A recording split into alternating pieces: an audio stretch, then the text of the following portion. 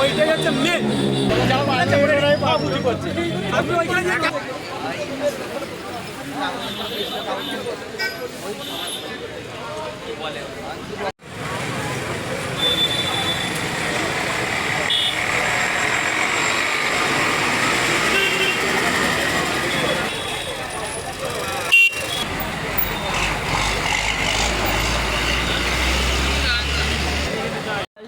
জল জমে যায়, বাচ্চারা ওই নোংরা জলের মধ্যেই খেলাধুলা করে, আমরা দেখি, আমার দেখেও কষ্ট হয়।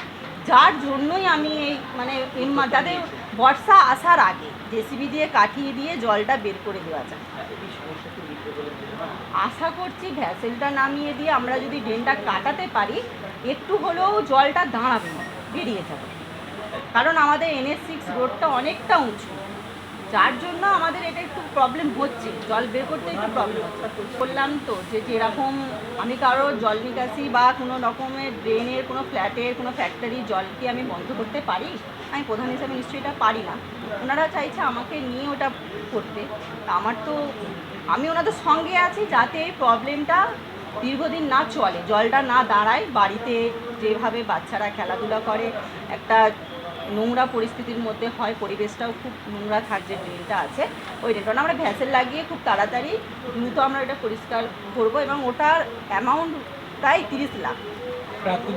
আগে যে প্রধান ছিলেন তার সময় বলছে যে ওই ছিল বহুতল নির্মাণের কাছে ওখান থেকে বন্ধ করা, সেটা আবার কেটে দেওয়া ওটা আগের বোর্ডে কী হয়েছিল সেটা তো আমি জানি না, যতটুকু আমি এখানে শুনে বুঝতে পারলাম সেটা হচ্ছে একটা ডিমান্ড দেওয়া হয়েছিল, ওনারা একটা মানে আমাদের যে ড্রেনটা যাচ্ছে সেই ড্রেনটা ওদেরকে একটা করে দেওয়ার কথা বলেছিল, মানে পাবলিক এটা একটা ডিমান্ড দিয়েছিল, তো ওনারা বলেছিল যে আমরা এটা করে ওটার আন্দুল গ্রাম পঞ্চায়েত না।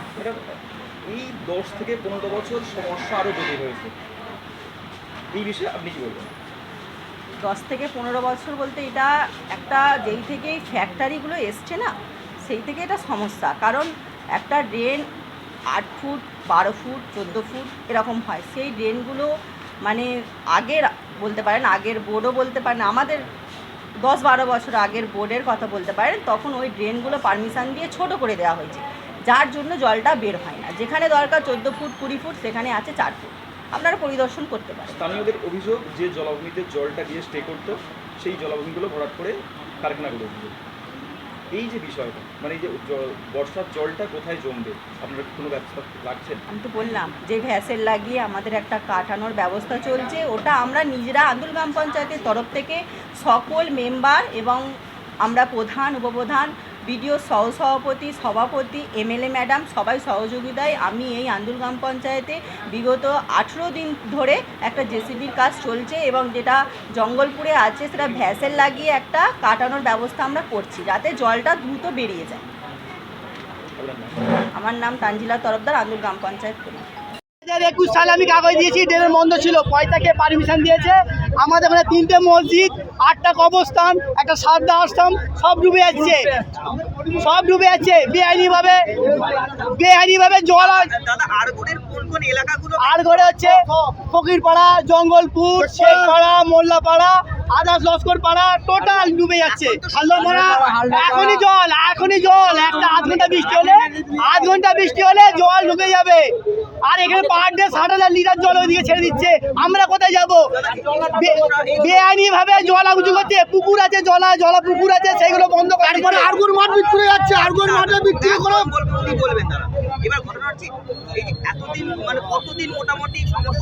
এটা প্রায় 15 বছর সমস্যা। আমি 2021 সালে ডেপুটেশন দিয়েছি, তার আগেও দিয়েছি, কোনো কাজ হচ্ছে না, সব মেম্বাররা আসতে অর্থের ভিতরে ছুটছে, সব পয়সা খাচ্ছে, এই জিনিসগুলো করছে। একদিনে তো কোনো বহুতল নির্মাণ তো হয়নি, না অনেকদিন সময় লাগছে। পরিকল্পনা কি আগে থেকে নেওয়া হয়নি? পরিকল্পনা নেওয়া হয়নি, এদের সেই চেষ্টাই নেই মেম্বারদের। মেম্বাররা জিতছে, কারখানায় চলে যাচ্ছে, বেআইনিভাবে ফ্ল্যাট কিনছে, ফ্ল্যাটের কাছে পয়সা নিয়ে এসছে, যে ফ্ল্যাটের ম্যানেজার সে বলছে আমি পঞ্চায়েতকে টাকা দিয়েছি, কাজ হবে। আর আমরা ডুববো কেন? আপনার যে জলটা যাবে আমরা ডুববো কেন? আপনার জলটা কোথায় যাবে? আমার বাড়িতে ঢুকছে, একটা বাড়ির মধ্যে 1 কোমর জল, একটা বাচ্চা ছিল বাড়িতেই ডুবে মারা যাবে, এরকম করুণ অবস্থা। আড়গড়ের বাসিন্দা বহুত কষ্টের মধ্যে আছে। এটা আজকে না প্রায় 5 বছর আমরা আন্দোলন করছি, কোনো ফল হচ্ছে না। আমার কাছে রিসিভ কপি আছে, 2021 সালে রিসিভ কপি আছে, তার আগে রিসিভ কপি আছে। কাজ করতে যাচ্ছে না, এর আগেও পঞ্চায়েত ঘেরা হয়েছে।